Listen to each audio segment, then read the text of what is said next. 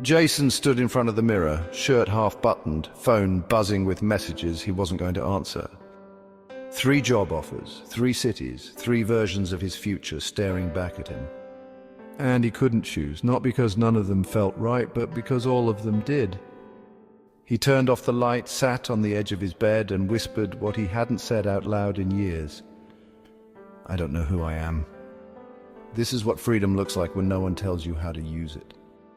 They said you could be anything, but they didn't warn you that meant you have to kill every other version of yourself to become one. That every yes is a no to 1,000 futures. That even choosing silence is still a choice. Jean-Paul Sartre called it being condemned to be free. A beautiful curse to carry full responsibility for your life with no map, no script, and no one else to blame. But in our world, this curse hides in plain sight. We drown it in productivity, disguise it as ambition, filter it through Instagram captions and LinkedIn bios. But under the hustle is hesitation. And under the hesitation is fear. Fear that we're not living the life we're supposed to. Fear that we are. Fear that the person we're becoming is just a role and we don't know who's beneath it. Jason isn't alone. He's all of us, standing in front of life with a fractured compass, trying to pretend we know which way to go. And the most dangerous part? No one tells you this is normal. No one teaches you how to hold the weight of being your own creator. So you assume it's your fault? You scroll past others who figured it out and feel like you're falling behind. You tell yourself to pick something, anything, just to move forward. But deep down a voice whispers, if I choose wrong, who do I become? That's not indecision, that's grief. The kind that comes when you realize becoming someone means letting go of everyone else you could have been. And no one escapes that moment, not the confident, not the successful, not the philosophers who wrote the books. Freedom, Sartre warned, isn't a prize, it's a burden. Because it asks you to choose without knowing, to walk without a guarantee. To write your story in ink you can't erase. And maybe that's why you've been stuck.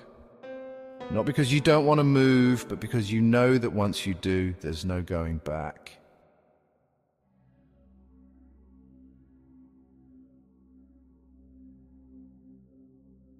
Jason didn't choose that night. He made a drink, scrolled through his feed, watched people younger than him launch businesses, find love, travel the world.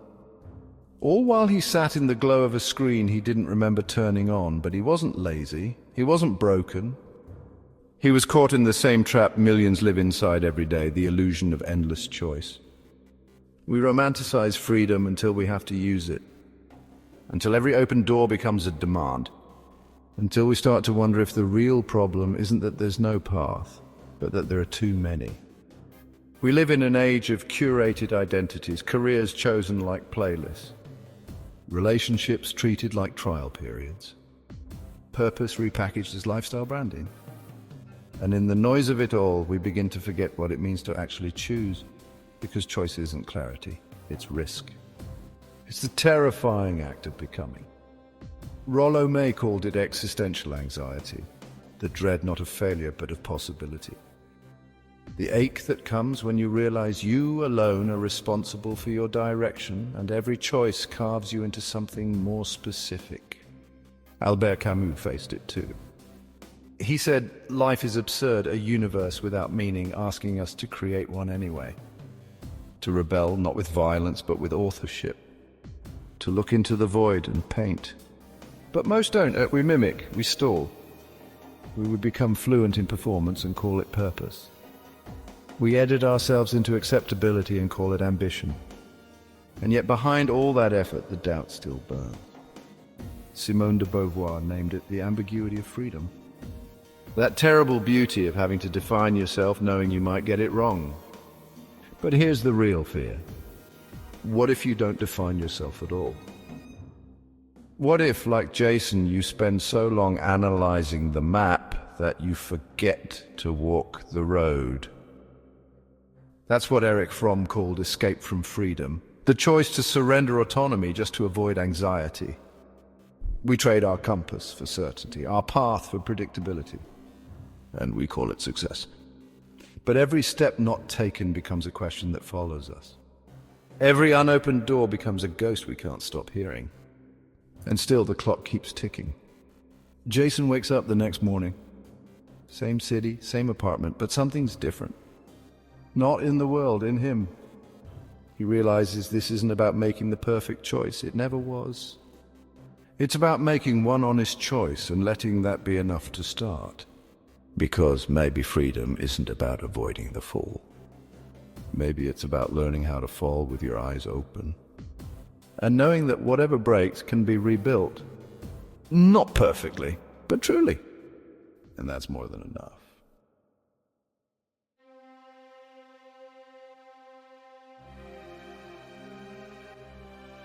Jason stood at the crosswalk, the world rushing past him like it had somewhere better to be.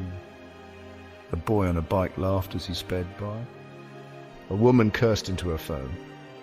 A man with a briefcase and hollow eyes marched forward without looking up. And Jason just stood there. He wasn't early, he wasn't late, he was just caught between places, between selves. Between the life he was building and the one he was meant to live. This is where most of us exist now, suspended between choices we haven't made and identities we're afraid to claim. We scroll through curated timelines, celebrate manufactured milestones, and tell ourselves we're moving forward. But deep down, something's not right. And sometimes it's the stillness that exposes it. The quiet between moments where the masks slip, the roles fade. And what's left is terrifying in its simplicity. You're not the one they applaud, not the one you perform, just the one who's been quietly watching the whole time. And that's where Sartre's curse becomes unbearable, because now you know. You weren't handed a self, you inherited a void. A space you must fill, not with what's expected, but with what's honest. And that's the moment you stop running, and you face the mirror.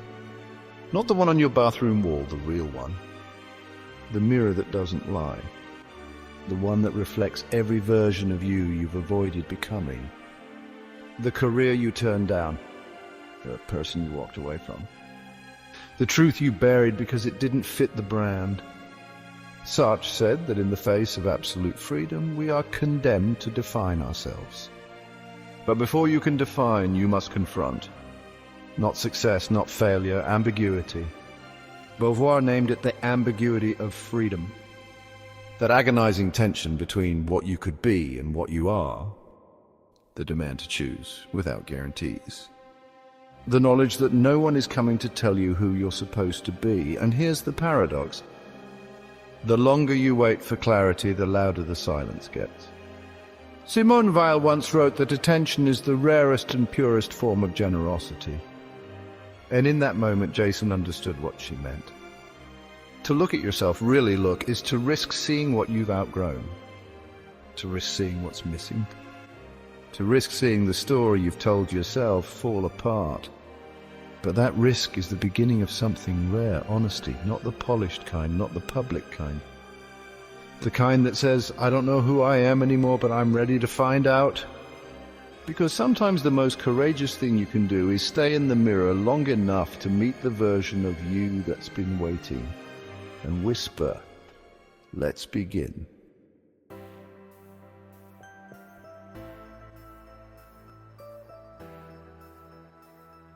There's a moment after the mirror, when the grief of lost self softens, when the silence becomes less sharp, when you realize that the question isn't who am I?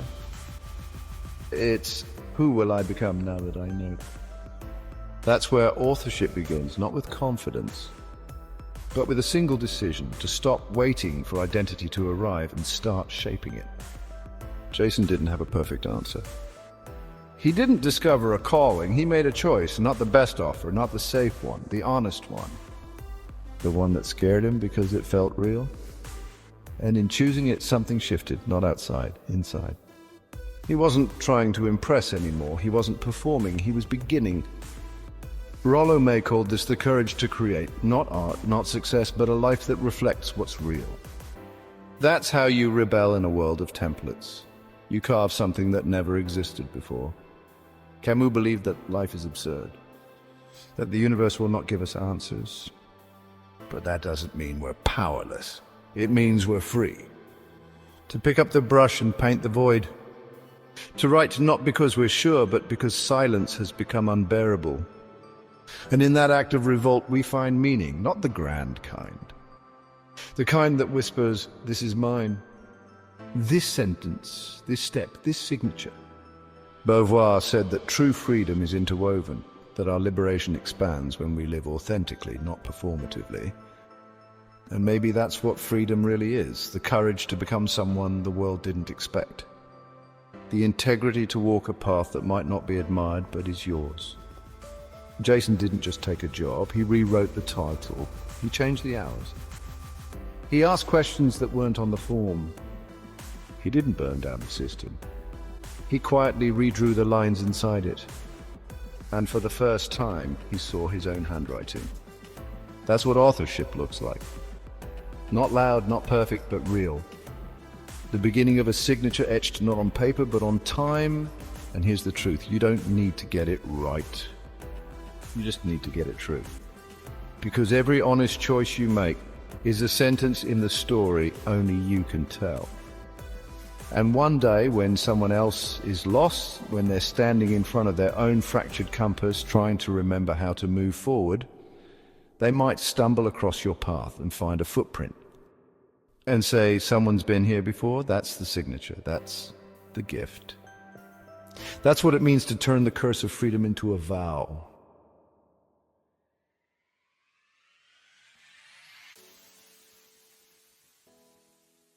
Freedom doesn't wait for clarity, it waits for commitment. Jason didn't feel brave when he made his choice. He felt the weight of every other life he'd never lived. But he moved anyway. That's how most vows begin. Not in certainty, but in motion. The first quiet, trembling step into the unknown, because stillness had started to ache. Sartre said we are condemned to be free. That no one is coming to define us, that every action is a declaration of who we are becoming. But that condemnation can become something else. It can become a vow. Not a vow to succeed, not a vow to please, a vow to live honestly in a world that rewards performance. That vow doesn't make the burden lighter, it makes it meaningful. Rollo May called this the courage to create, to shape a life that bears your signature, not someone else's expectations. The vow begins when you stop apologizing for your truth, when you stop outsourcing your identity, when you start choosing not to be right but to be real. Because the deepest pain doesn't come from failure. It comes from the silence of never trying. From the ache of knowing you played it safe when your soul begged for something more. So Jason stopped waiting to feel ready. He picked up the pen knowing the words might be messy. He chose presence over perfection, direction over certainty, integrity over applause. And in that moment, the curse of freedom became a map he was willing to draw. He still doubted, but now he doubted forward. That's the vow. Not to be fearless, but to keep going even when your voice shakes. Not to be perfect, but to stay present, especially when you're not. Not to know the ending, but to write anyway. Every day, every breath, every decision becomes a line in the story no one else can tell for you. And whether it's read by millions or only by your own reflection, it matters. Because your life isn't a performance. It's a page, and the ink is drying.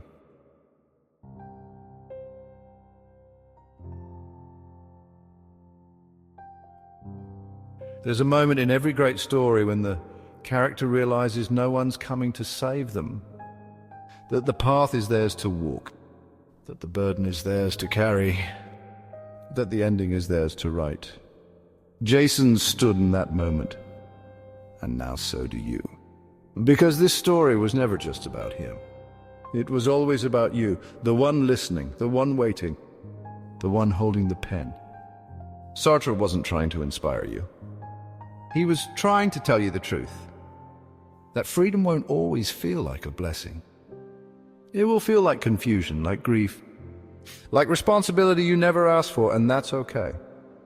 Because what feels like a curse is often the beginning of something sacred. The beginning of self-authorship, Camus said we must imagine Sisyphus happy, not because the rock disappeared, but because the act of pushing became his revolt. Frankl taught us that even in the darkest conditions, meaning is not found, it is made. Beauvoir insisted that our freedom is bound to others, that to become ourselves, we must also protect their becoming. You carry all of that now, not as philosophy, as possibility. And maybe, just maybe, that's what freedom really is. Not the absence of limits, but the presence of meaning. The chance to wake up and ask, what truth will I live today? What story am I still afraid to tell? What self have I been postponing? This is your mirror, this is your compass, this is your vow not to be more. Just to be honest. Because the world doesn't need another perfect plan. It needs your flawed, trembling, wholehearted signature. Not one written in applause, one carved in motion, one that says, this life was mine. I showed up, I spoke, I created, I carried the curse, and I made it beautiful. So now the question isn't whether you're free, it's whether you're ready to carry what that freedom demands. What part of you is still waiting for permission? What truth have you postponed in the name of safety? And if not now, when? Because the story won't write itself, and the curse will never feel lighter. But maybe that's not the point. Maybe the point is that you were always meant to carry it because only you can.